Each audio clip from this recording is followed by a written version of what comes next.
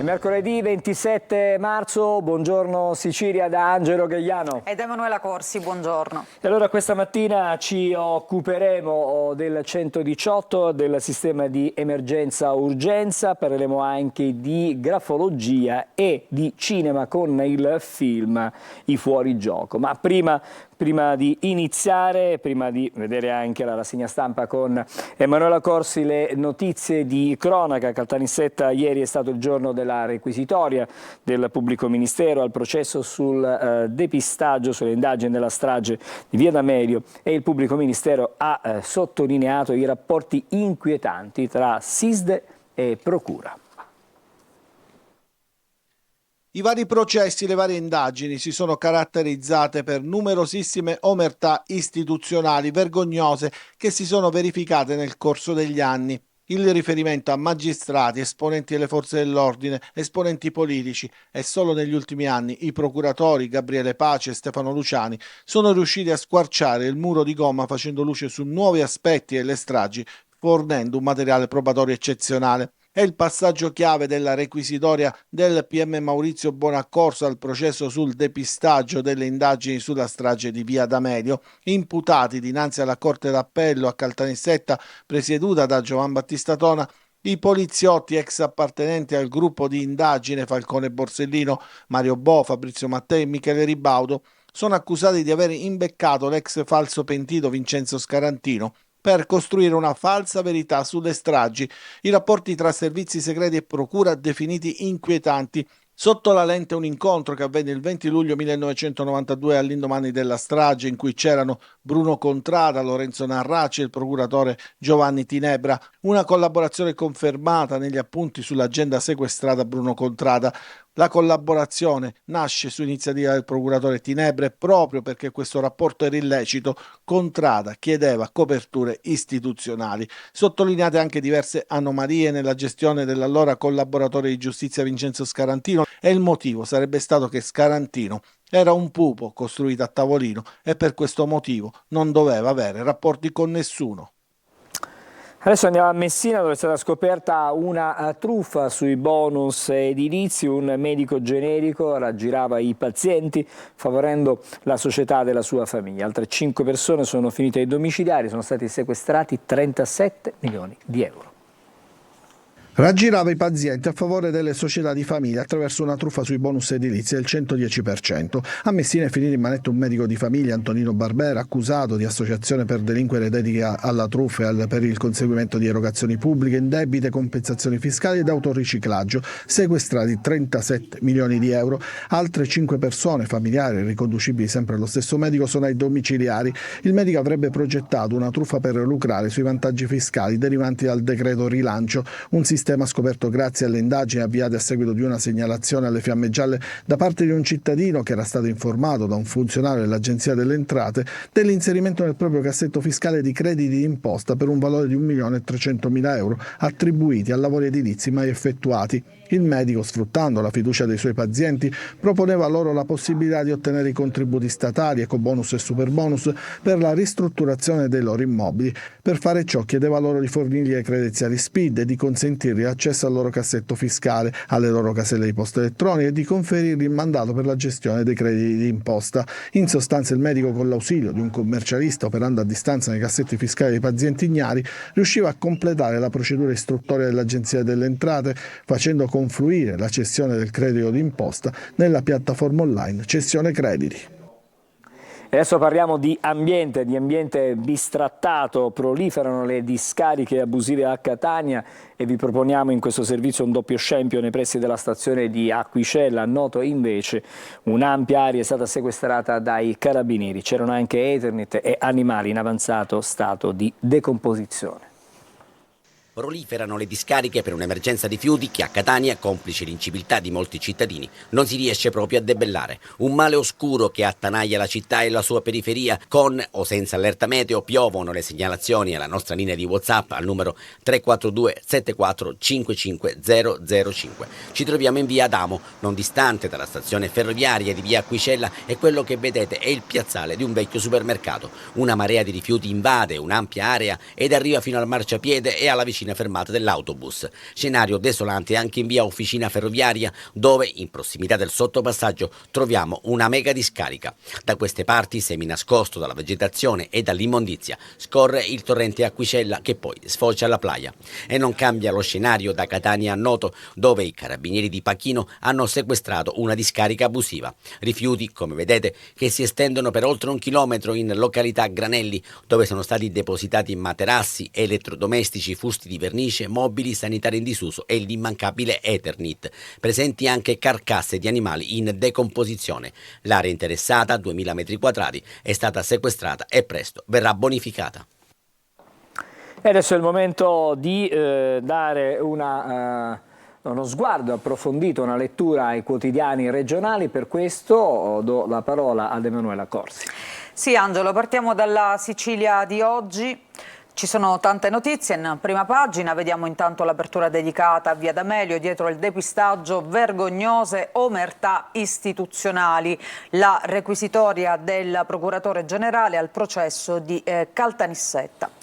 Ancora il provvedimento collegato delle mance impugnato dal CDM, dal Consiglio dei Ministri, Regione, altra tegola, si parla ancora di manovra finanziaria regionale. Non ha pace questa finanziaria, No. regionale. Poi, liberi di scegliere, subito la legge, arriva questa svolta, minori e donne tutelati dalle mafie, esteso protocollo di Bella. Appello bipartisan, 4 ministri alla firma, giornata storica. E ancora, vediamo la fotonotizia, siamo nel taglio centrale, più energia per tutti, tra la costa gelese e quella agrigentina, il progetto Argo Cassiopea che fornirà il 40% del fabbisogno di gas in Sicilia. Ieri relazione dell'antimafia all'ARS e quindi vediamo in antimafia la mappa degli interessi, subito un osservatorio sugli appalti. Poi ci sono ancora delle notizie di cronaca, vediamo Lentini, una bulla aggredisce quindicenne, le rompe il naso e le strappa le unghie. E poi il caso non fu razzismo, l'interista Cerbi assolto dal giudice, ma il Napoli insorge. Ci sono anche notizie che arrivano dall'estero, sempre nel taglio centrale, vediamo a Baltimora questa storia di questa nave che appunto ha scontrato un pilone di un ponte, crolla, storico ponte, una tragedia sfiorata. E a Mosca accuse a Stati Uniti e Gran Bretagna coinvolte con Kiev nell'attentato. Mosca continua appunto a sostenere che l'attentato sia appunto riconducibile all'Ucraina e non all'integralismo islamico. Altre notizie, siamo a Catania, vediamo in alto Catania, Librino, forano parete e razziano tabacchi e poi un migrante restituisce una bella storia, un portafoglio smarrito, una buona azione che insomma dovremmo fare tutti quanti. Esatto. Ecco. E poi Confindustria al voto, i piani di Busi e Ganci, sempre a Catania e a Caltagirone. Una notizia di cronaca, un pedone travolto muore dopo 6 giorni. Andiamo a vedere all'interno della Sicilia intanto il depistaggio, ecco questa la frase del PM, vergognose le omertà istituzionali, la requisitoria del procuratore generale nell'appello sui 3 ex poliziotti. E ancora il giorno dopo la strage, il racconto di Ingroia a Tinebra su Contrada e la scelta di affidare al SISDE le indagini. Ancora questa relazione nascosta, solo lo scorso anno è stato trovato il documento dei sopralluoghi di Scarantino nel 1994. Andiamo a vedere questa notizia che arriva da Lentini, la furia cieca della bulla, quindicenne col naso fratturato e 2 unghie strappate. Aggressione shock appunto a Lentini, siamo nel siracusano, l'intervento di un passante interrompe il pestaggio ed evita il peggio. Il precedente del 2022 diventato virale. E poi a proposito di questo tema c'è un rapporto dell'OMS, un ragazzo su 6 in Europa vittima dei prepotenti delle baby gang, dalle baby gang al web, i pericoli che incombono. Un fenomeno, quello delle baby gang, che purtroppo noi raccontiamo anche più frequentemente perché sono sempre di più i casi. Qui ci sono alcuni dati: il 6,5% degli adolescenti intervistati fa parte di una banda, 3 su 10 hanno partecipato a delle risse, il 10% ha aggredito, questo è il dato secondo me inquietante, una persona senza motivo, e poi il 16% invece ha compiuto atti vandalici. Diciamo che non è esattamente una fotografia idilliaca. No, è una fotografia impietosa, se proprio dobbiamo dirlo. Andiamo a vedere invece la prima pagina della provincia di Catania e vediamo il titolo nel taglio centrale: rifiuti ferrosi venduti ai privati, i controlli dei carabinieri a San Cristoforo. È stato denunciato il titolare per la gestione sui generis per i carabinieri. Commerciare con soggetti che non hanno alcun titolo danneggia l'ambiente e le ditte che operano invece secondo le regole. Qui si vede appunto la foto, il controllo dei carabinieri nell'area di stoccaggio della ditta appunto di San Cristoforo. Viale Castagnola, forano parete e poi vanno a razziare un tabacchi. Era una notizia che abbiamo visto anche in prima pagina. I malfattori hanno agito durante la notte e si sono impossessati anche di soldi e gratta e vinci. E poi questa bella storia invece: soldi e documenti ridati al titolare, trova portafogli e lo porta in questura, nobile gesto di un migrante libanese. E restiamo qui perché invece ad Acireale, sai, come spesso capita quando si è innamorati, si è giovani, e capita poi di scriverlo su qualche muro. Ecco, c'era anche qualche canzone che diceva stavolta però non, diciamo, non è andata bene a questo innamorato. Disegno per amore su muri di Villa Belvedere, nei guai 2 graffittari, la coppia ha tentato di fuggire, sono accusati di danneggiamento. E vabbè, andiamo adesso a vedere altre prime pagine. Intanto Repubblica Palermo, ancora il caso del Bosnia Gate, ma a quanto pare non c'è soltanto il Jean Monnet nel mirino. A Palermo spuntano altri 2 istituti fantasma. La reazione, gli ordini tecnici sanitari, contrastiamo gli abusivi. È stato un po' aperto il vaso di Pandora in questo senso su tutte queste università che offrono lauree, diciamo, anche in maniera abbastanza facile. E poi si torna a parlare del caso di Beatrice Venezzi, che era stata contestata da alcuni orchestrali. Peria, il sovrintendente della Sinfonica, e gli orchestrali ribelli. Lui ha preso dei provvedimenti nei confronti appunto di chi non aveva manifestato dissenso nei confronti del direttore. Terrore, non sono Robespierre. Ecco, oggi lui rilascia questa intervista appunto a Repubblica Palermo, il sovrintendente della Sinfonica, dopo le sanzioni per le critiche a Beatrice Venezia. E poi tra i musicisti regna adesso il silenzio, però si preparano i ricorsi. Andiamo a vedere di spalla i misteri di Via D'Amelio. Poliziotti e 007 depistarono. E ancora la protesta ieri a Palermo, nel quartiere di Ballarò, comunità africane in piazza per Kitim, il gambiano che è stato ucciso con una coltellata. Adesso diteci chi l'ha ucciso. Andiamo a vedere qualche approfondimento. Intanto la Sinfonica, il silenzio della paura, titola oggi Repubblica, ricorso per la paga trattenuta. Al Politeama bocche cucite tra i musicisti dopo i provvedimenti disciplinari per le critiche a Beatrice Venezzi. Teniamo famiglia. Il legale di 2 professori puniti: sono loro ad avere subito il danno d'immagine, espressi giudizi personali pesanti. E qui vediamo appunto la Venezzi in un momento di prove, suppongo, con la Sinfonica. E poi andiamo a vedere, c'è un'intervista a Roberto Vecchioni, il professore: la sanzione ha una matrice politica, dice lui, è un caso eclatante, il pensiero si deve poter manifestare. Insomma, un po' una forma, qualcuno la legge così, forma di censura. Un po' di sì, ma anche di repressione allo stesso tempo rispetto al dissenso. E poi c'è l'uomo che è stato accusato di aver adottato, insomma, dei metodi draconiani, cioè Andrea Peria, il sovrintendente, dice c'è un clima di terrore, non sono Robespierre. Il rischio era che fossero annullati i concerti successivi della direttrice che ha fatto 4 sold out. Questa è stata una delle sue giustificazioni. La comunità africana in piazza per Kitim, dicevamo, diteci chi l'ha ucciso, vogliamo giustizia. La compagna lancia un appello, chi ha visto o sa qualcosa si faccia avanti. Intanto oggi verrà eseguita l'autopsia che potrà chiarire quali sono state le cause del decesso del 24enne che è stato colpito al torace con un'arma da taglio. Andiamo a vedere la Gazzetta del Sud di oggi. Come abbiamo visto anche nei nostri servizi, truffa sui bonus edilizi. Questo è un tema che troveremo, cioè proprio i bonus edilizi, sulla stampa nazionale oggi. C'è un'ulteriore stretta sul super bonus. Un provvedimento nel Consiglio dei Ministri ieri. Esatto, 6 arresti e sequestro da 37 milioni.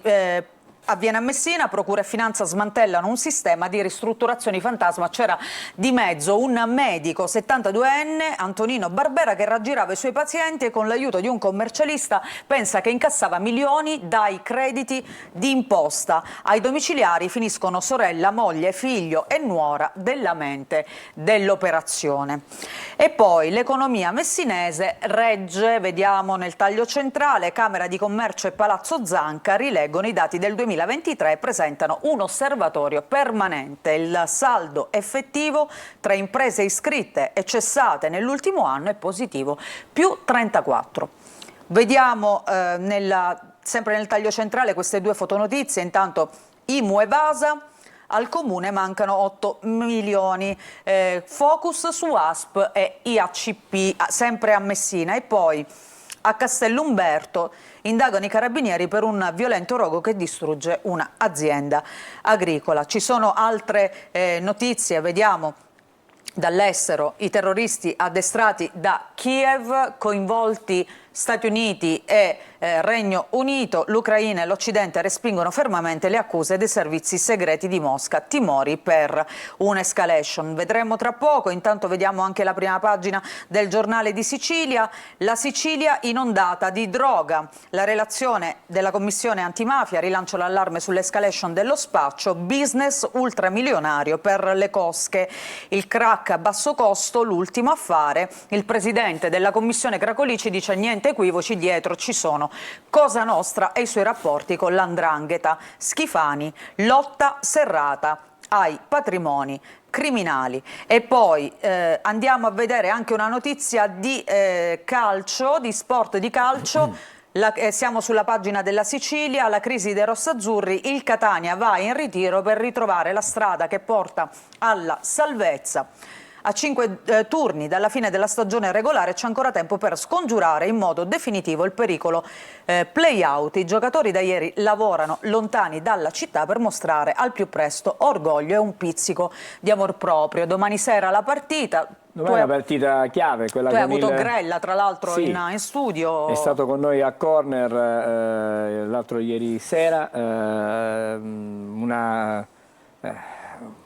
diciamo una confessione fra virgolette da parte del vicepresidente amministratore delegato, nel senso che insomma si è aperto, ha anche spiegato e ha anche ammesso che ci sono stati degli errori, ma adesso però è il momento di fare quadrato. E allora si fa quadrato portando la squadra per qualche ora in ritiro, perché in realtà si gioca domani sera alle 20:45 al Massimino che sarà a porte chiuse, così come avverrà poi il 2 di aprile in occasione della finale di Coppa Italia di ritorno con il Padova, e la partita di domani in campionato con il Giuliano rappresenta certamente una svolta per la stagione. Saranno decisivi, potrebbero essere decisivi questi 3 punti in ottica salvezza, mettere in salvataggio, diciamo in sicurezza la categoria per poi pensare ai play-off eventualmente, ma intanto prima bisogna conquistare la salvezza. L'appuntamento è domani sera 20:15 su Telecolor con diretta stadio. Bene, ok, noi ci fermiamo con la prima parte della rassegna stampa, torniamo tra poco. Bene, allora noi adesso ci sono da vedere, no, c'è la pubblicità adesso, c'è la pubblicità, torniamo fra poco con le altre pagine, però questa volta pagine nazionali, e ci occuperemo dei fatti anche internazionali.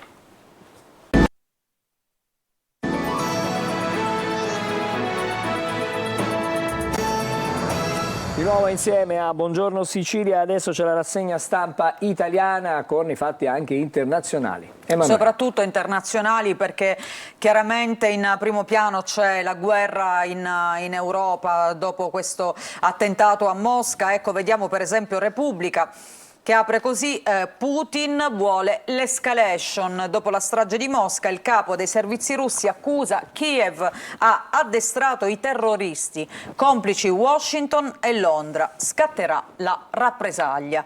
Zelensky, menzogne di una mente malata. Tajani dice fantascienza. Odessa intanto teme una pioggia di missili. Allarme NATO invece sui paesi baltici. E poi ISIS in Italia, 50 espulsi in 5 mesi, reclutavano anche in cella.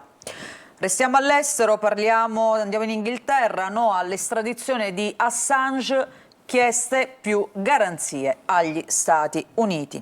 E poi sempre dall'estero, la tragedia di Baltimora, nave cargo travolge il ponte appunto di Baltimora, e vediamo qui in questa foto il crollo, il Francis Scott Key Bridge di Baltimora nel Maryland, spezzato dopo l'impatto con una nave cargo.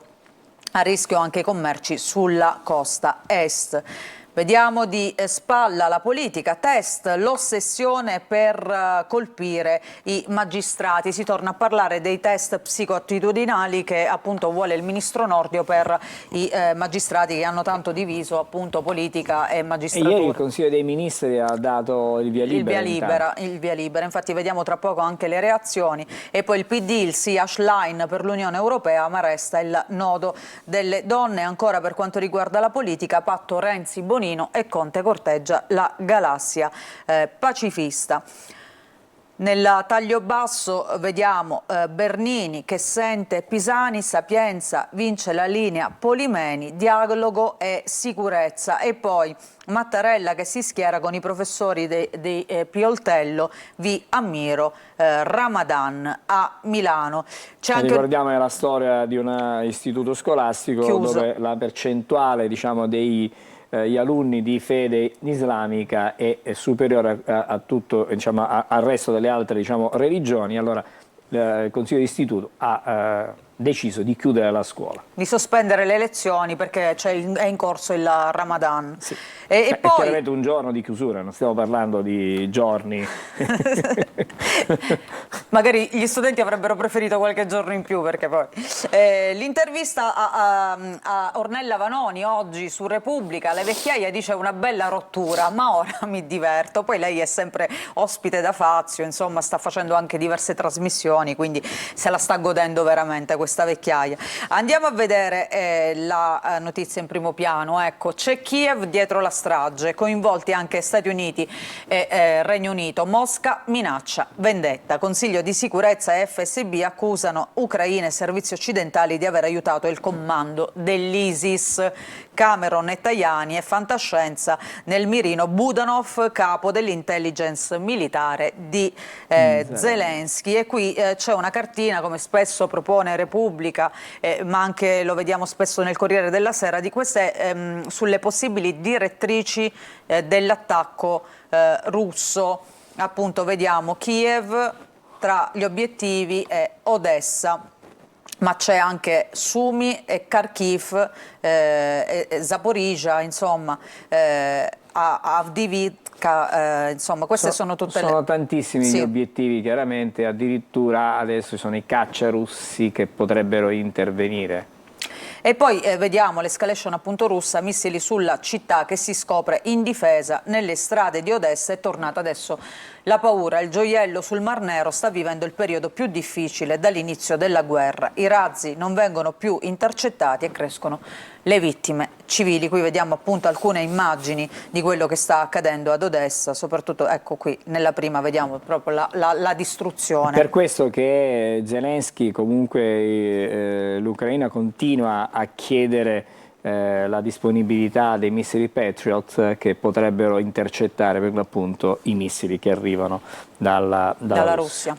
E poi come abbiamo visto sempre in prima pagina, questi lupi solitari che vengono reclutati, ma in Italia soprattutto, aspiranti lupi solitari e vecchi guerriglieri, chi sono i 50 espulsi nella rete dell'ISIS. L'identikit degli stranieri rispediti nei loro paesi, allora 19 arrivavano dalla Tunisia, 10 dal Marocco e 7 invece dall'Egitto, appunto sono 50 in totale, anche qui vediamo una cartina.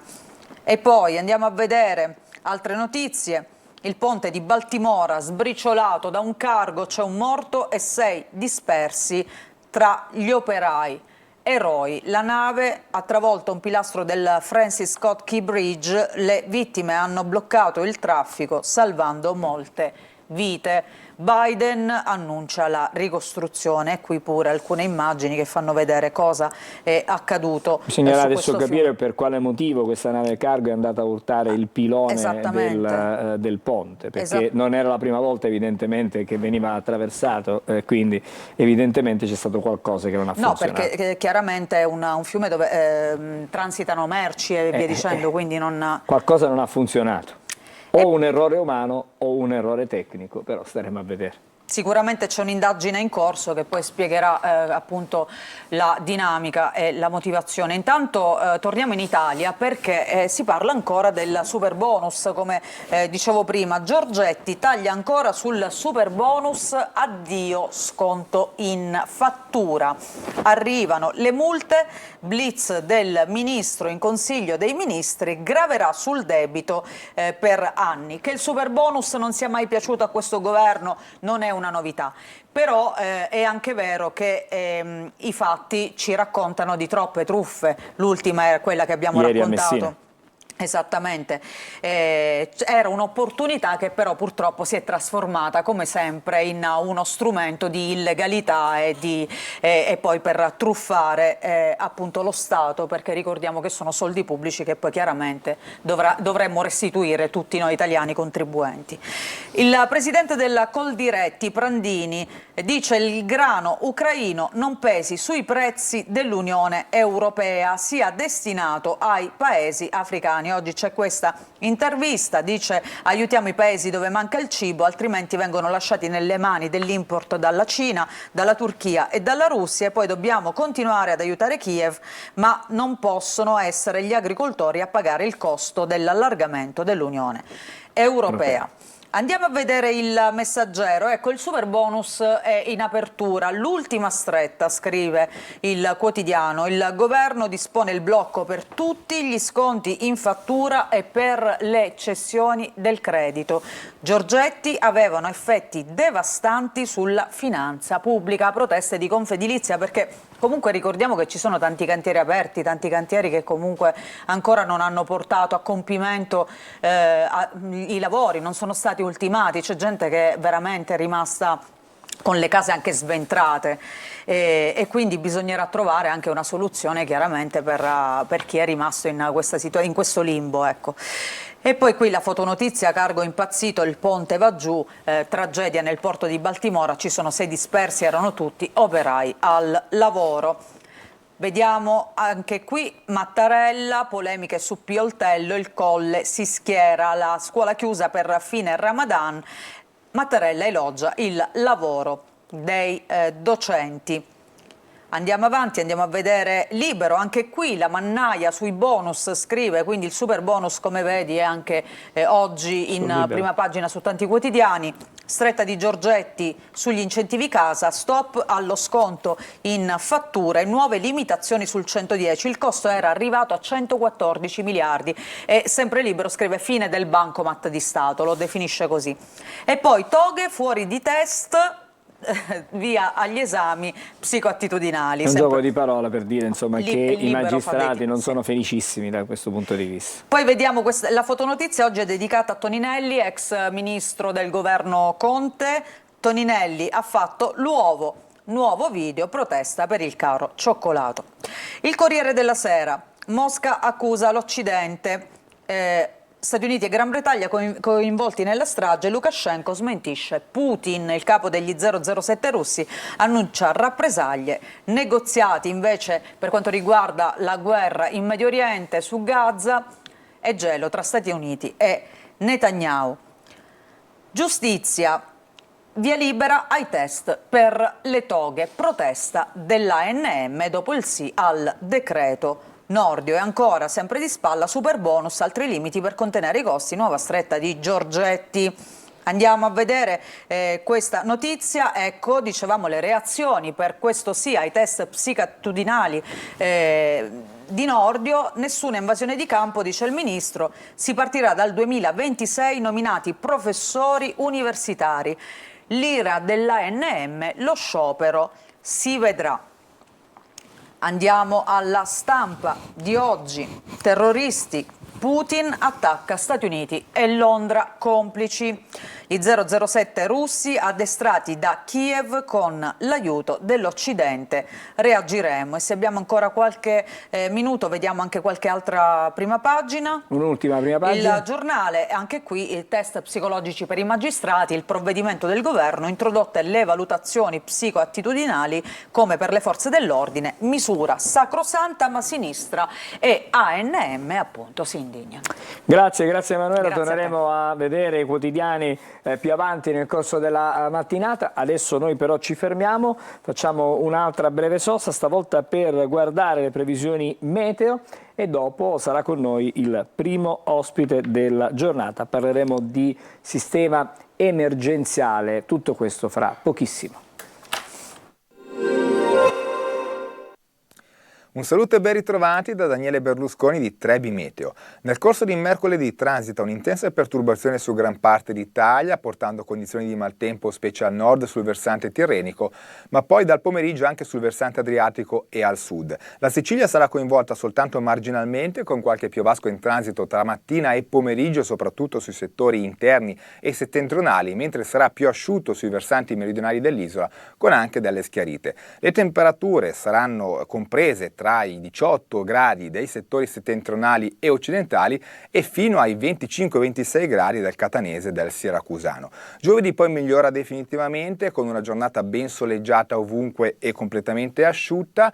Avremo temperature tipiche del periodo, miti su valori molto gradevoli. Durante il pomeriggio infatti si raggiungeranno i 20-25 gradi su gran parte delle località pianeggianti.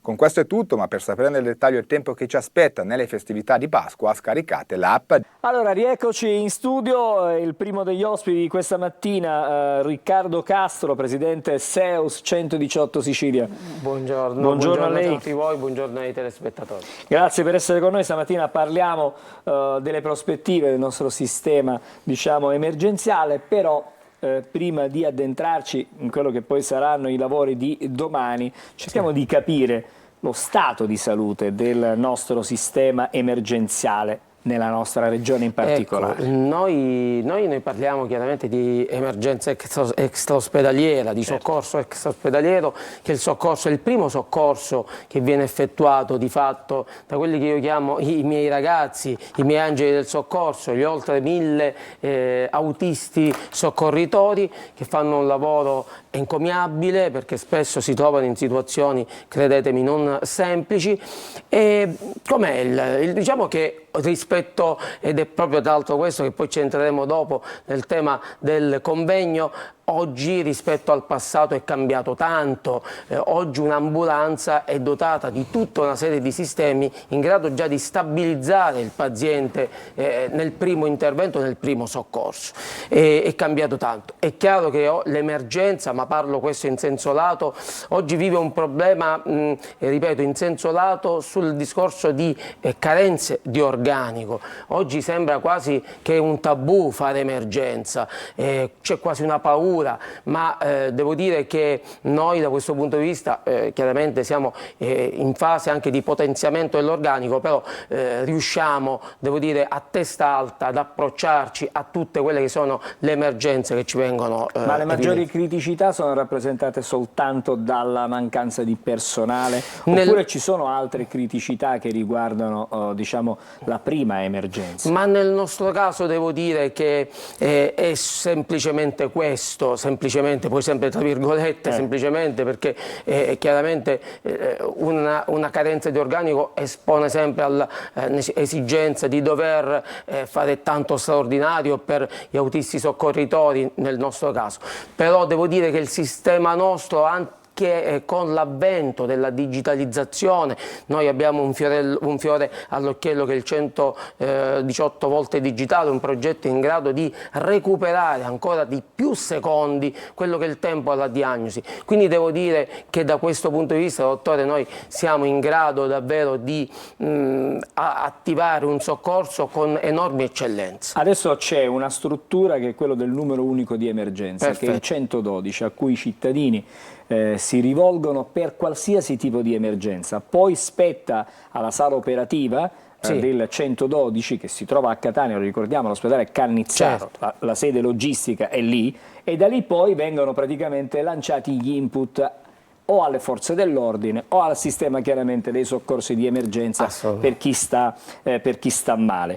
Però allora, questo tipo di struttura vi aiuta, e in che cosa vi aiuta in generale? Io non cioè praticamente c'è una selezione a monte prima di arrivare alla chiamata diretta a voi. E questo passaggio volevo capire se è fondamentale, perché molte volte prima si chiamava il 113 oppure il 112, che era il numero di emergenza dei carabinieri, per essere 113 la polizia, adesso c'è un numero unico di emergenza, così come avviene negli Stati Uniti, che c'è il 911, se non ricordo male. Questo sistema integrato quanto sta facilitando il vostro lavoro e il lavoro anche delle forze dell'ordine in qualche modo? Assolutamente è il nostro fiore all'occhiello. Noi prestiamo come Seus Regione Siciliana, prestiamo i nostri operatori al numero unico di emergenza. Ha indubbiamente determinato un più ordine e una maggiore facilità nel primo soccorso, come diceva lei giustamente, che non riguarda solo quello sanitario. Dal nostro punto di vista sì, è l'unica forse pecca, ma questo purtroppo non dipende da noi, dipende anche a volte dalla, tra virgolette, civiltà della gente, che spesso ci sono delle chiamate improprie, scherzi o altro, che un po' chiaramente ingolfano a volte il sistema. Però devo dire che il numero unico di emergenza oggi ha portato un'interessante novità, soprattutto in termini di risparmio temporale per quello che è il soccorso. Io chiamo l'112, espongo il problema a un operatore che in maniera eccellente riesce ad approcciarsi all'utente, e la telefonata viene subito ribaltata a Le posso fare una domanda? Sì. La media della conversazione, della telefonata? Brevissima. Perché questo è importante per dare poi aiuto immediatamente. Brevissima, no? secondi. Sono fondamentali. Sì. Un altro tema che volevo toccare con lei prima di parlare poi di quello che farete domani. Molto spesso ci sono state delle polemiche, fra virgolette, soprattutto per chi chiama per un problema di salute. Spesso le ambulanze arrivano senza il medico a bordo.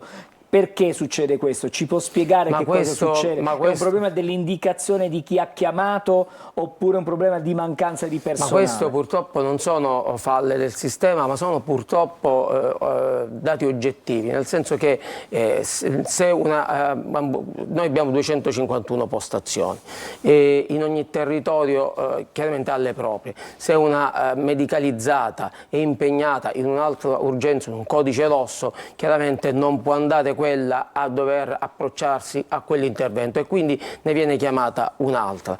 Questo fa parte dell'organizzazione delle postazioni che noi, dottore Gagliano, noi stiamo diciamo vagliando, perché ci tengo a dire che è una cosa del Ministero l'assegnazione delle postazioni. Stiamo cercando di vagliare, perché oggi cambia l'esigenza, come è cambiata dagli anni 70 agli anni 90 al 2000 l'esigenza degli soccorsi. Oggi è cambiata anche quella del territorio. Ci sono territori che hanno potenziato gli accessi, quelli che sono le chiamate, e noi ci stiamo facendo anche portatori per cercare di provare a cambiare anche quello che è l'attuale, diciamo, distribuzione.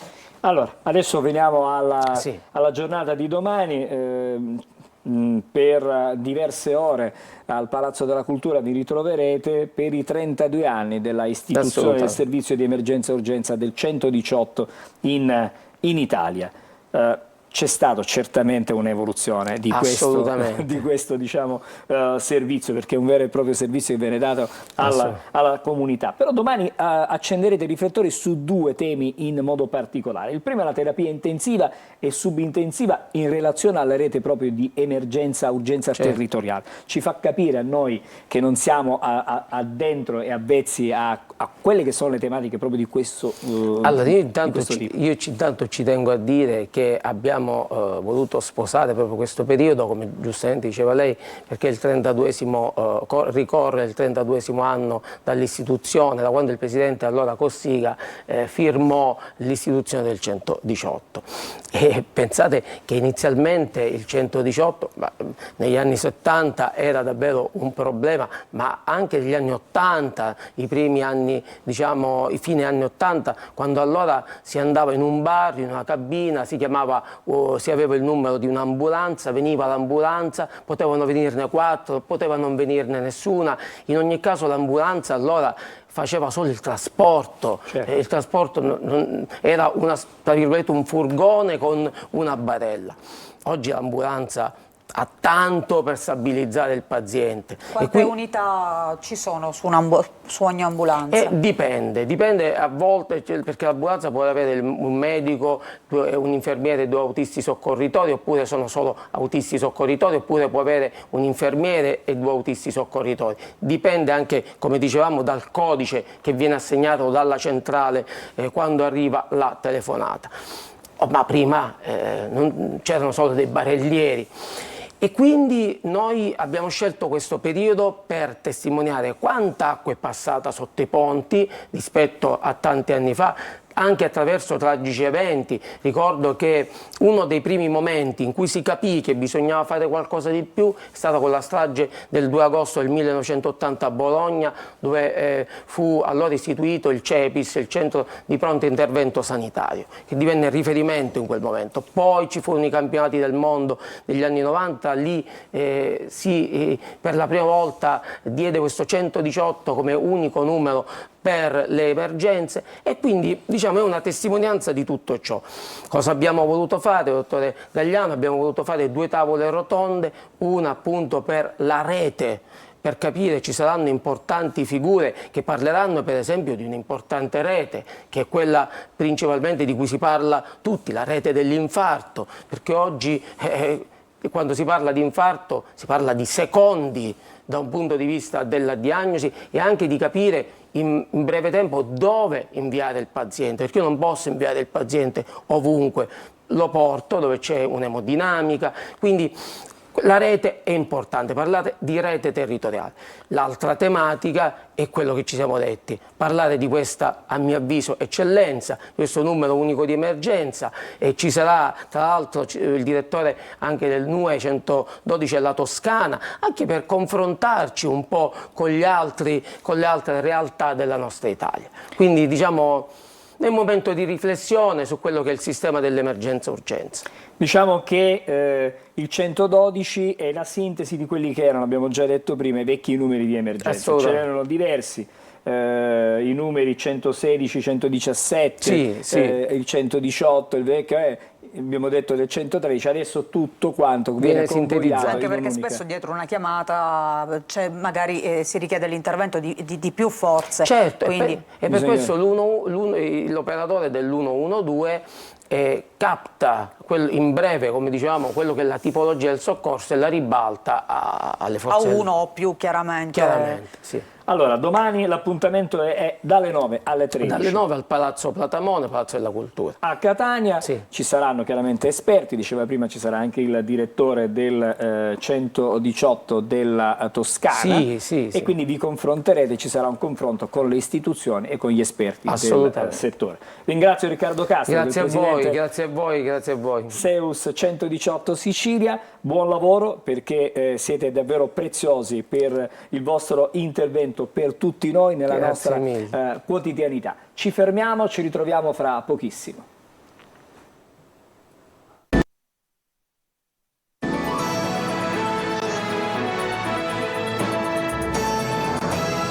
bentornati a Buongiorno Sicilia e c'è un altro ospite con noi in studio. Saluto e do il benvenuto a Simona Rapisarda. Buongiorno. Buongiorno a voi. Grafologo giudiziario. Esatto. Allora, intanto cerchiamo di capire chi è il grafologo giudiziario e che cosa fa il grafologo giudiziario. Beh, il grafologo giudiziario è un professionista che opera per conto del tribunale, viene scelto insomma come consulente tecnico d'ufficio o come consulente tecnico di parte e in linea di massima si occupa di analisi e di comparazione tra scritture, ove sorga il dubbio sull'autenticità delle stesse. Quindi è chiamato a pronunciarsi nel momento in cui sorga il dubbio sulla veridicità di determinate scritture. È possibile che si tratti di testamenti, di firme su contratti, firme su scritture private e fondamentalmente il ruolo, ecco, è quello del riconosciuto all'interno del tribunale, quindi nell'ambito peritale giudiziario. La domanda che tutti si fanno è intanto come si diventa grafologo? Il percorso per diventare grafologo è un percorso della durata minima di 3 anni e poi è possibile eventualmente conseguire una specializzazione, nel caso mio appunto è la grafologia giudiziaria. In genere sono 3 anni più 1 anno di specializzazione. C'è una scuola specializzata? Sì, esatto. Ci può dire dove, magari, così magari se c'è qualcuno che sta ascoltando e volesse magari intraprendere questa carriera? Allora la scuola, nella fattispecie insomma la scuola che io ho frequentato è l'Arigraf Mediterraneo, si trova su Catania e per l'appunto ecco, la scuola si trova anche su Milano, su Cagliari. E si accede a questa scuola con un titolo di studio di scuola media superiore? Allora, in realtà non è richiesto un titolo di studio per l'accesso alla scuola. Naturalmente io mi permetto di consigliare che se si vuole accedere alla specializzazione di grafologia forense sarebbe opportuno essere già insomma dell'ambito, io ho una laurea in giurisprudenza, per cui ritengo che sia sicuramente migliore ecco, accedere alla specializzazione con un titolo di siffatto tipo. Ma che cosa ci dice la scrittura? Quello che siamo un po' tutti curiosi. Abbiamo cercato anche fuori diretta di fare interpretare. Però è complicato. Ci ha detto che ci vuole molto tempo. Sì, esatto. No, però la scrittura mostra dei tratti caratteristici. Molto spesso noi guardiamo una persona, vediamo l'aspetto fisico, sono aspetti somatici, magari qui c'è qualche cosa di diverso, no? Assolutamente sì. Max Pulver dice che l'uomo che scrive disegna inconsapevolmente la sua natura interiore ed è proprio questo il ruolo della grafologia, far conoscere la personalità di un determinato individuo nel profondo e magari ecco, far conoscere allo stesso dei tratti di personalità che lui non sapeva di possedere, ecco, nel bene o nel male. Per fare degli esempi, della scrittura è possibile osservare il rapporto del soggetto scrivente con la famiglia d'appartenenza, con la figura paterna, con la figura materna, i tratti comunque in generale della sua personalità, l'approccio verso l'altro, il modo in cui il soggetto prende posto nel mondo, l'io sociale rappresentato ad esempio dalla firma, la propensione di andare verso il futuro, la sfera affettiva e molto altro ancora. C'è qualche segno magari che, così andando per linee generali, che magari fa capire una personalità, non lo so, magari scrivere in maniera più aperta a destra o a sinistra? Cioè. Naturalmente sì, è anche vero che questi segni devono essere osservati non singolarmente ma nel loro complesso. Okay. Per cui se è vero che il margine ad esempio sinistro indica il riferimento alla figura materna o l'attaccamento al passato, è anche vero che bisogna sempre analizzare tutti gli altri segni e quindi per stilare un profilo di personalità bisogna osservare l'ambiente grafico nel suo complesso. Okay. Quindi, insomma, non è a una prima osservazione che ci si rende conto della personalità che si ha davanti. Ecco, diciamo in sintesi questo. Si può magari come se fosse a pelle, magari un'intuizione, però poi bisogna va studiato, va approfondito. Certo, molto spesso il vostro intervento non è semplicemente richiesto per una interpretazione o comunque una verifica della calligrafia, se una firma è corrispondente oppure se un atto è fedele oppure è stato riprodotto. Molto spesso però il vostro impiego è utile anche in alcune indagini di carattere giudiziario, delle indagini per cui magari c'è un esempio che è quello di Filippo Turetta, un caso di cronaca che è venuto sui giornali, ne abbiamo letto, però chiaramente la vostra attività è specifica, no? E quindi aiuta gli investigatori a risolvere anche alcune questioni. Assolutamente sì, la grafologia può essere un valido obiettivo e comunque anche un valido supporto nei casi appunto di cronaca, perché se l'obiettivo della grafologia è quello di analizzare i tratti della personalità, è possibile rinvenire ad esempio dei disturbi della personalità, dei tratti di narcisismo patologico, dei tratti di aggressività, dei tratti di violenza, e quindi chiaramente è facilmente intuibile che ciò può offrire un validissimo supporto soprattutto in questi casi, con tutti i benefici che ne conseguono. Dottoressa Rapisarda,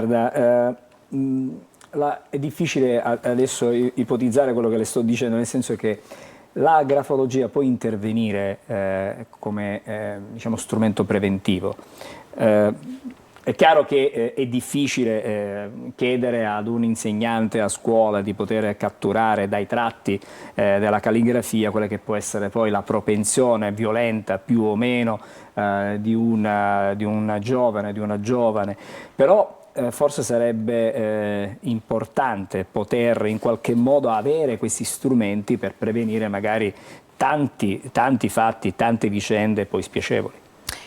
Beh, chiaramente più tardivo è l'intervento del grafologo professionista, meno diventa efficace in termini di prevenzione. Sin a partire dallo scarabocchio è possibile cogliere quelli che sono i tratti di personalità del bambino, per cui quando parliamo di prevenzione è chiaro che l'intervento del grafologo deve essere anticipato il più possibile. Con riferimento alle scuole, la proposta che io ho sempre fatto, e piano piano ci stiamo arrivando, è quello proprio dell'inserimento del grafologo all'interno degli istituti scolastici. Sarebbe una figura di supporto ovviamente agli insegnanti che non hanno le competenze per comprendere ed analizzare naturalmente una scrittura, e ripeto, proprio dall'inizio della frequentazione di un percorso scolastico, per seguire passo passo un determinato soggetto e capire se vi sono dei segnali d'allarme. Ecco, quando parliamo in ottica preventiva io dico sì, naturalmente sì, purché si intervenga quanto prima. Ma come si può, la domanda è come si può accostare questa figura all'insegnante? Cioè stando dentro la classe, seguendo le lezioni, oppure semplicemente andando ad analizzare quelli che sono poi i lavori che vengono fatti dai più piccoli per arrivare poi anche ai ragazzi più grandi? Allora, le modalità chiaramente dovrebbero essere concordate poi con l'istituto scolastico in questione. Si potrebbe pensare ad uno sportello o comunque ad una figura che affianchi quotidianamente, perché no, o comunque occasionalmente. Insomma, ci sono gli insegnanti di sostegno, ci potrebbe essere non dico una cosa simile, però grosso modo un paio di volte alla settimana, anche per poter cercare di capire e monitorare, monitorare nel tempo, assolutamente sì. Quindi insomma possiamo definire una scienza? È una scienza umana. È una scienza umana che consente di conoscere i tratti della personalità di un determinato soggetto a partire dalla sua scrittura. È letteralmente lo studio della scrittura, che poi si conclude con un ritratto grafologico di personalità. Lei prima parlava di competenze, per esempio nel suo caso ha studiato giurisprudenza, sì. Ma ci vogliono anche delle competenze dal punto di vista psicologico comunque? Allora, per la grafologia giudiziaria ritengo di no. Più che altro io ritengo appunto che la scuola e quindi il corso di giurisprudenza, la laurea magistrale in giurisprudenza sia più che necessaria. Però per gli altri ambiti magari di applicazione, che appunto sono quelli della grafologia generica, sicuramente potrebbe essere utile, molti colleghi hanno anche la laurea in psicologia, potrebbe essere sicuramente utile questo percorso prima di frequentare il corso di grafologia. No, assolutamente sì. È chiaro che quando si va a interpretare il carattere è necessario avere la padronanza. Inevitabile. È inevitabile, perché altrimenti non si potrebbe fare un lavoro così profondo rispetto a quello che poi è il carattere di un individuo, che viene manifestato anche attraverso la scrittura. Naturalmente l'ambito psicologico è oggetto di studio del corso di grafologia, per cui anche il soggetto che non ha delle competenze, nel senso che non ha un corso di studio proprio in psicologia, comunque approfondisce durante il corso di grafologia, in particolare il secondo anno. La curiosità che viene adesso è: ma quante volte si richiede l'intervento di un grafologo, non per casi chiaramente di cronaca, ma nella quotidianità, nelle vicende anche di giustizia civile, perché molto spesso ci sono delle contestazioni su un documento piuttosto che su un altro. E diciamo, capita spesso oppure diciamo è di tanto in tanto? Allora, in ambito peritale capita molto molto spesso. Io devo dire, per quanto mi riguarda, lavoro molto con il Tribunale di Catania e anche con le parti come consulente tecnico di parte. Quindi insomma c'è molta richiesta. C'è molta Sì. richiesta, quindi potrebbe essere anche una nuova via occupazionale, perché no?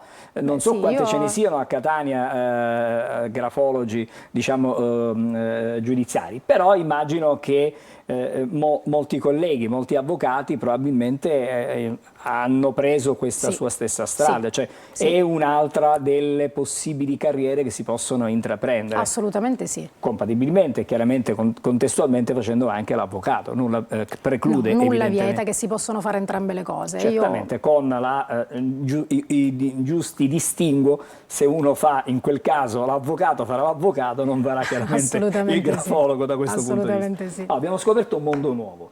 Magari più avanti chiederemo la consulenza sulle nostre... Ne lasciamo alcuni scritti, no? Esattamente, Alcuni alcuni appunti che prendiamo manoscritti. Con quotidianamente. piacere. E poi magari ci fa una relazione. Tra un Grazie. anno ci dice che cosa è emerso. Un lavoro lungo. Grazie Un allora alla grande dottoressa piacere. Simona Rapisarda, grafologo giudiziario, per le sue informazioni preziose che ci ha dato questa mattina. Noi facciamo un'altra pausa e fra poco torniamo per quello che sarà l'ultimo tema della giornata. Parleremo stavolta di qualcosa di più leggero, parleremo di cinema, tutto questo a Buongiorno Sicilia.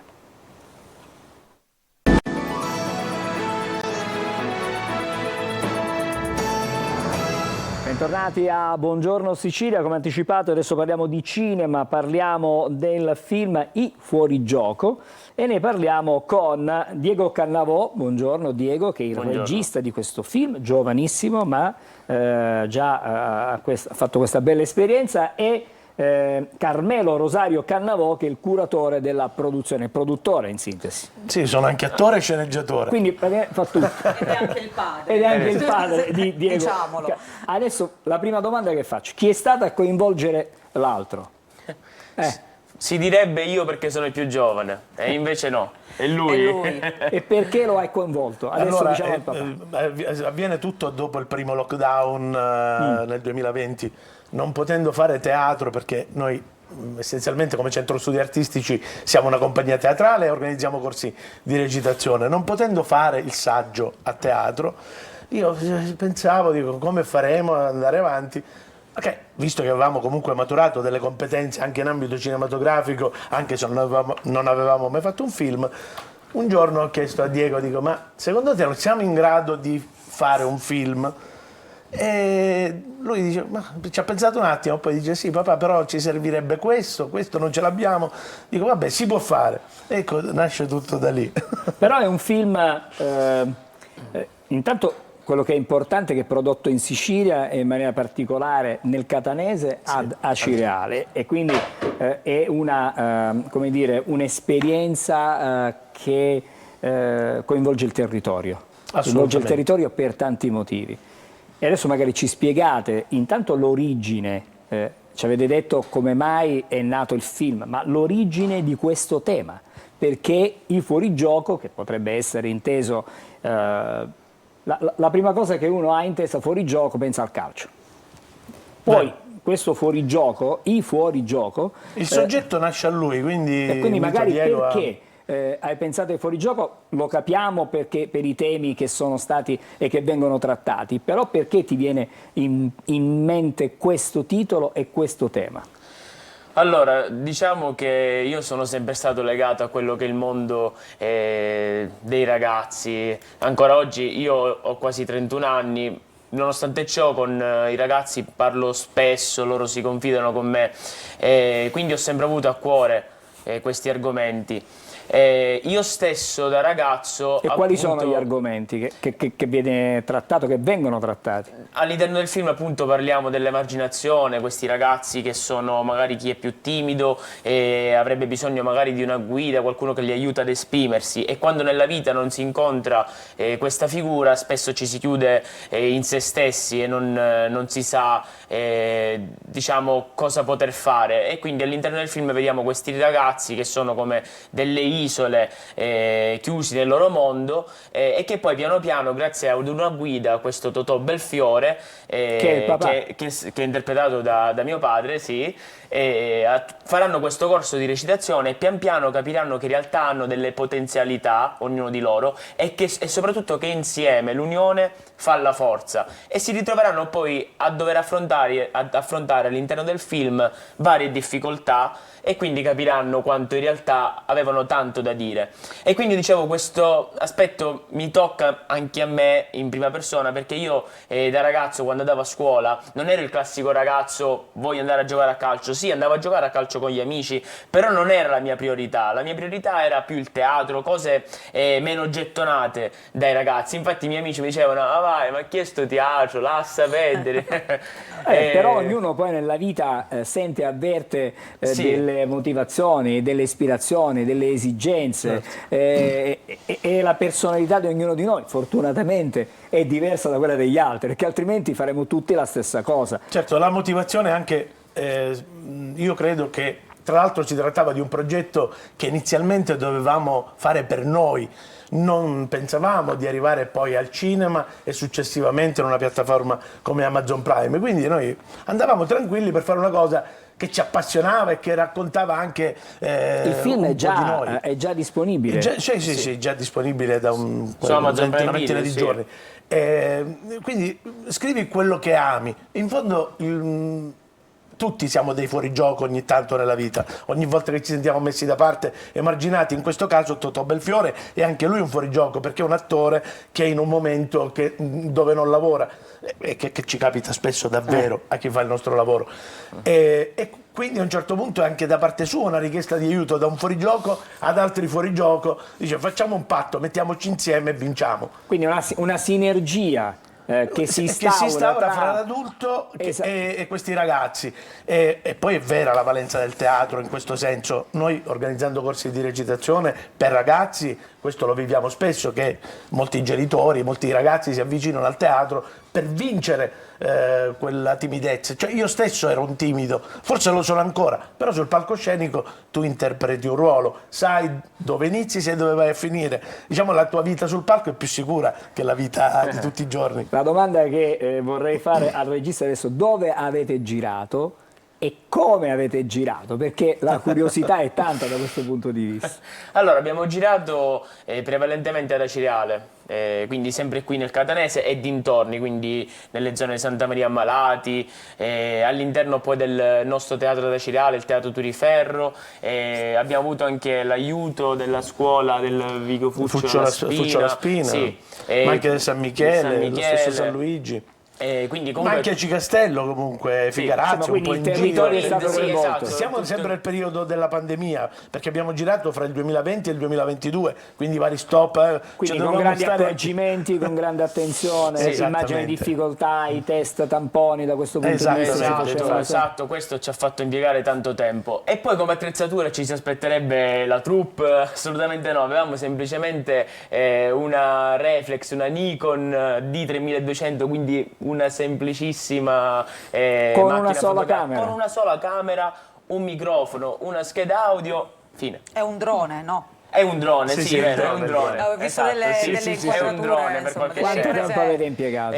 Abbiamo iniziato appunto nel 2020 e abbiamo concluso nel 2022. Certo, è importante dire che ci sono anche degli attori come Santo Pennisi, cioè alcuni amici professionisti che si sono prestati gratuitamente, ma anche Salvo Mangano, che è un puparo prestato al cinema, o Alfio Bella, che invece è un personaggio, diciamo, che noi abbiamo coinvolto a teatro, ma che in realtà non è un attore, ma che ha una carica naturale e i ragazzi assolutamente invece straordinaria. sono tutti attori? Sono tutti i nostri allievi che hanno dimostrato di essere dei bravi attori. Cioè, noi non abbiamo fatto dei provini praticamente. Noi avevate ragazzi, in casa il materiale? finale. Sì, ma oltretutto abbiamo detto, non è che abbiamo escluso qualcuno, No. chiunque ha aderito al progetto, io mi sono messo lì e ho cominciato a scrivere, lui potrebbe avere questo carattere, lui potrebbe avere quest'altro carattere, eccetera. Poi il film in fondo è un'avventura, è un film che c'è un eroe, che sono i fuorigioco, che inizia con dei problemi, inizia perdente e alla fine Ma vince. il messaggio però che viene fuori è un messaggio decisamente positivo. alla Assolutamente fine. positivo, proprio perché alla fine questi ragazzi vincono e vincono in più occasioni, ed è il messaggio che noi veramente vogliamo dare al mondo, in un mondo divisivo e competitivo dove al contrario bisogna trovare l'unione e dove ognuno può dare il proprio contributo. Ognuno di noi ha un talento, tutti ce l'abbiamo. In un gruppo ognuno mette in campo il suo talento e si fa qualcosa Ma di soprattutto importante. un messaggio anche per le nuove generazioni, Certo. cioè credere più in se stesse, Sì. trovare questo talento e portarlo fuori. Sì, perché come diceva lui, purtroppo quello che vivono, di cui soffrono spesso i ragazzi è che sembrano circondati da tante altre persone, ma in realtà poi sono soli Sono e fragili. E vediamo anche come la rete spesso si possa trasformare anche in una Un grande trappola proprio pericolo, per questo motivo. Se trattiamo anche l'argomento infatti Sì. della pedofilia tramite la rete. Anche il Ci sono, cyberbullismo. perché sono due ragazzine, le sorelle più piccole degli adolescenti protagonisti, che nel tentativo di diventare influencer subiscono un problema di questo tipo che poi coinvolgerà anche Allora, tutti i fuorigioco. L'invito qual è? L'invito ai giovanissimi in particolare di andare a vedere i fuorigioco sulla piattaforma di Amazon Prime Video. Esattamente, trovate i fuorigioco, film che in qualche modo rispecchia quella che è la vita di tutti noi in genere. Non penso siano dei casi particolari, è la vita di No, tutti. è la vita, credo che è proprio quello che colpisce nel film, malgrado la scarsità, diciamo, di risorse, è proprio la storia, la vicenda che si vive come se si stesse guardando la vita e non un film. Proprio anche per la naturalezza degli attori. È molto questo. autentico, c'è molta autenticità, ecco. Grazie allora per questo contributo che ci avete portato questa mattina, buon lavoro, chiedo al regista se ha in mente di fare qualcosa di diverso, qualcosa di più avanzato rispetto alla sola reflex, oppure qualche cosa diciamo di più impegnativo. Allora, noi in realtà, credendo molto in questo progetto, pensiamo che questa in realtà possa essere una puntata pilota di quella che potrebbe divenire una serie TV. Una fiction. Esatto, andando ad analizzare bene ogni aspetto dei ragazzi, le famiglie, quindi se ci fosse un produttore che crede in noi Lanciamo l'appello, visto che ci siamo, esatto, Angelo. facciamo questo appello. Approfittiamo. Produttore cercasi. Esatto. Grazie a Diego Cannavò, A voi, grazie a Carmelo Rosario Cannavò, padre e figlio, che sono regista, produttore, curatore Per caso. di questo film, si intitola I Fuorigioco. Grazie davvero per essere stati con noi. Adesso ci vediamo l'almanacco, dopo torniamo con i consigli delle stelle di Marco Amato. Ogni anno, il 27 marzo, si celebra la Giornata Mondiale del Teatro. L'idea venne proposta da un drammaturgo finlandese e la scelta di questa data non è casuale, ma coincide con l'inizio della stagione del famoso Teatro delle Nazioni a Parigi. Vi siete mai chiesti perché i semafori sono colorati di giallo, verde e rosso? Questa scelta non è frutto del caso. I primi semafori usavano il rosso per lo stop e il bianco per il via. Ma c'era un problema.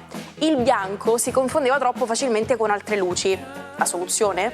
Sostituire il bianco con il verde e introdurre il giallo per la cautela. Un colore impossibile da ignorare, ma meno drastico del rosso. Questa innovazione ci viene da John Knight, un ingegnere che nel 1868 propose di portare questa logica anche sulle strade, trasformando per sempre il modo in cui ci muoviamo in città. Oggi parliamo di qualcosa che noi catanesi conosciamo bene. Avaia, ava o vaia. Questi termini, per chi non è di qui, possono suonare nuovi, equivalgono al ma va, su via, dai. E sapete una cosa? Aggiungendo il termine bare, la giusta intonazione e variando la gestualità, il catanese riesce a comporre circa il 70% delle sue frasi.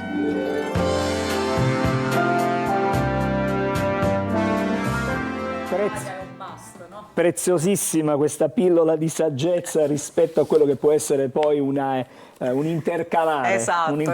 della lingua, in questo caso del dialetto catanese, ma immagino anche gli altri dialetti della nostra terra. Non so se a Palermo si dice avaia. Lo possiamo chiedere a Marco Amato. Avaia no. Avaia no. Cosa si dice a Palermo, Marco? Avà. E quindi siamo Va là. benissimo. Buongiorno Marco. È più chiuso, insomma. Stiamo cercando di Buongiorno, capire questa Manuela, buongiorno, bellissima Angelo. tazzina Buongiorno. che benissimo, che è un personaggio di Una un tigre, fumetto, una una tigre. tigre, cos'è? Una tigre. Una tigre, sì. Una tigre. Infatti io oggi mi sono vestita in pandan con, Esatto. con la tazzina di Marco Amato. Buongiorno Marco, stamattina e buon caffè, stamattina ci fai il punto sul Grande Fratello? Sul personaggio Sì, che ha vinto perché il ho Grande Fratello? scelto Sì. una tigrotta proprio perché è un rosso passione, proprio perché la vincitrice, ed è la 7ª signora che vince su 17 edizioni del Grande Fratello, è Perla Batiero. Mi ha molto incuriosito questo caso, non solo perché ha superato Beatrice Luzzi, non solo perché sono stati 6 mesi e mezzo, 600 e passa giorni e 47 messe in onda della puntata settimanale del Grande Fratello. Accidenti, fare un reality è proprio un lavoro, attenzione, però proprio entrando nella dinamica del reality, proprio perché io sono un grande appassionato di comunicazione, cosa mi ha molto colpito questo personaggio, proprio perché veniva da un precedente reality, ovvero Temptation Island, in cui va in questo caso con il suo fidanzato e quindi tale Mirko, per cui escono da quel reality spattati, come si dice da noi a Palermo, ovvero non più in coppia.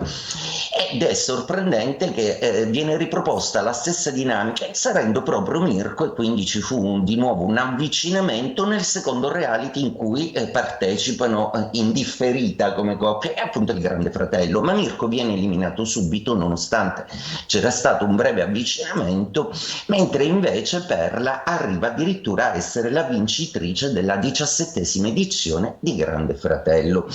Mi ha talmente incuriosito che ho voluto conoscere zodiacalmente il personaggio, perché dico, 2 reality, una storia un po' così paradossale di una coppia che in un reality scoppia e che in un altro si riavvicina, ma poi prendono comunque delle strade diverse. Sorprendentemente vengo a sapere che è una Capricorno, e qua chi conosce un minimo l'astrologia sa perfettamente che il Capricorno non è certo un segno come dire troppo duttile rispetto a reality, comunicazioni o cose plateali. Il Capricorno si distingue per essere abbastanza austero, chiuso nella sua eleganza, di poche parole, ma a parte che la composizione zodiacale di ognuno può riservare molte sorprese.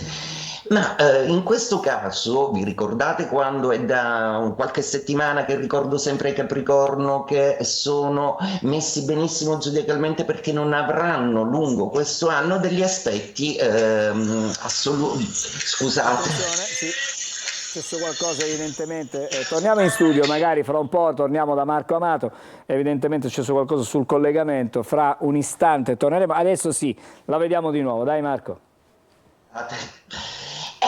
Dunque, i passaggi che riguardano il Capricorno sono assolutamente fortunati e felici, per cui un Capricorno si è liberato di Plutone, per cui c'è una liberazione sessuale molto forte, una liberazione identificativa e creativa assolutamente dirompente, quindi i Capricorno stanno abbracciando e sperimentando tante nuove parti del loro stesso essere, quindi cari Capricorno vi lascio alla scoperta di voi stessi per partorire nuove identità e nuove ricchezze che tenete dentro di voi.